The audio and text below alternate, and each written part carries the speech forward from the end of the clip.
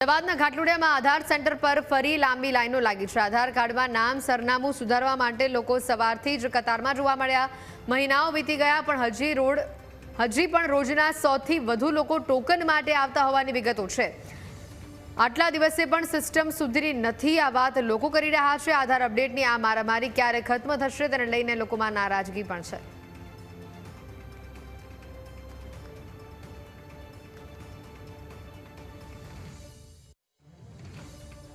ઘાટલોડિયા આધાર સેન્ટરમાં આપણે હાલ ઉપસ્થિત છીએ। જે પ્રમાણે તમે મારી પાછળ જે સ્થિતિ જોવો છો કે લોકો હજી જે મહિના 2 મહિના 3 મહિના પહેલાંની સ્થિતિ હતી કે લાઈનો છે, કતારો છે જે લાગેલી જોવા મળે છે, હજી ક્યાંક ને ક્યાંક તેવી કતારો છે તે ક્યાંક અહીં જોવા મળી રહી છે।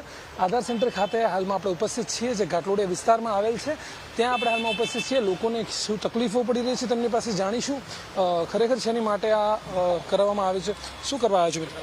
હું અહીંયા નામ ચેન્જ કરાવવા આવ્યો છું। મારું મિડલ નેમ ડ્રોપ કરવાનું છે। મારે કોલેજની ને સ્કૂલની માર્કશીટમાં મિડલ નેમ પપ્પાનું નામ નથી, પણ મારે ગવર્મેન્ટ ફોટો આઈડીમાં બધામાં મિડલ નેમ છે, એટલે ડિફરન્સ આવે છે, જેના લીધે પ્રોબ્લેમ્સ થાય છે। કેટલા દિવસથી આ પ્રક્રિયા ચાલે છે? હમણાં છેલ્લા 1-2 વીક્સથી હું આટા ફેરે થોડાક મારું છું, આમ તેમ જોઉં છું। આજે હવે 11 વાગ્યાથી ઊભો છું અહીંયા, કલાકમાં વારો આવશે હવે। શું નામ છે કાકા? ધનેશ પટેલ। શેની માટે આવ્યા છો? નેમ છે કેટલો સમય થયો?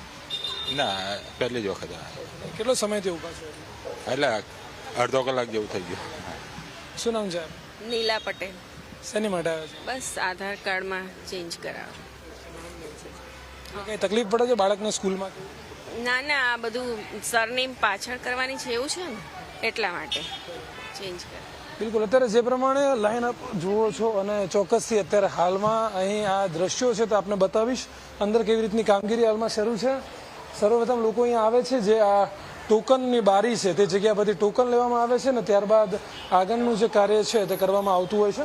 અત્યારે હાલમાં આપ જે દ્રશ્યો જુઓ છો એ ટોકન બારી છે, ત્યારબાદ પછી અંદરના ભાગે જે 2 પીસી મૂકેલ છે તેમાં આ કામગીરી છે થઈ રહી છે। જે પ્રમાણે આપ દ્રશ્યોમાં હાલમાં જુઓ છો આ કામગીરી એક પીસી છે જે અહીંયાના ભાગમાં છે ને બીજું છે તે આ બાજુ તેની બાદમાં જે પીસી છે તે ભાગમાં છે।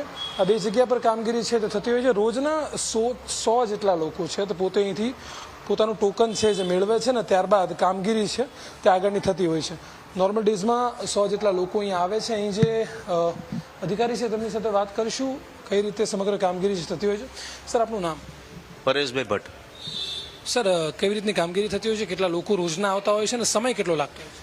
સવારે 9થી 5 સુધી એ કામગીરી થાય છે અને રોજના 100ની પ્લસ જ હોય છે ટોકન, અને 101 એન્ટ્રી રોજ થાય છે અહીંયા આગળ। આધારમાં સુધારા વધારા જે કંઈ હોય, નામમાં હોય, એડ્રેસમાં હોય, જન્મ તારીખમાં હોય, એ બધા સુધારા વધારાની કામગીરી થાય છે। પ્લસ નવું બાળકોના નવા આધાર કાર્ડ બને છે, 18+ નવા આધાર કાર્ડની બી કિટ અહીં આગળ છે આ સેન્ટર ખાતે। કામગીરીમાં સમય કેટલો લાગતો હોય છે? લોકો બહારથી અહીંયા સુધી આવે? એકચ્યુઅલી સિસ્ટમ પર બેસે તો 5 મિનિટમાં 5 થી 7 મિનિટમાં એક એન્ટ્રી પતી જતી હોય છે, 5-10 મિનિટમાં। બિલકુલ, અત્યારે જે પ્રમાણે વાત કરી કે 5 થી 10 મિનિટમાં અંદર આવે બાદ આ સમય છે તે ખૂબ જ ઓછો હોય તો કંઈ કામગીરી છે તે સિસ્ટમ સાથે જોડાયેલી હોય છે। જે પ્રમાણે અત્યારે ઇન્ટરનેટનો જે ઉપયોગ વધ્યો છે એ ચોક્કસથી અત્યારે હાલમાં પણ ક્યાંક ને ક્યાંક જે ભીડ છે, લાઈન છે તે બહારના ભાગે જોવા મળી, પરંતુ જે પ્રમાણેની કામગીરી અંદરના ભાગે જોવા મળી રહી છે કે વહેલી તકે લોકો અહીંથી છૂટી શકે ને પોતાનું કામ છે સારી રીતે કરી શકે તે માટેની ઝડપી કામગીરી છે તે પણ ક્યાંક ને ક્યાંક અંદરના ભાગે અત્યારે હાલમાં જોવા મળી રહી છે। કેમેરામેન નિતેશ સુતાર સાથે મીર સોલંકી, ન્યૂઝ કેપિટલ।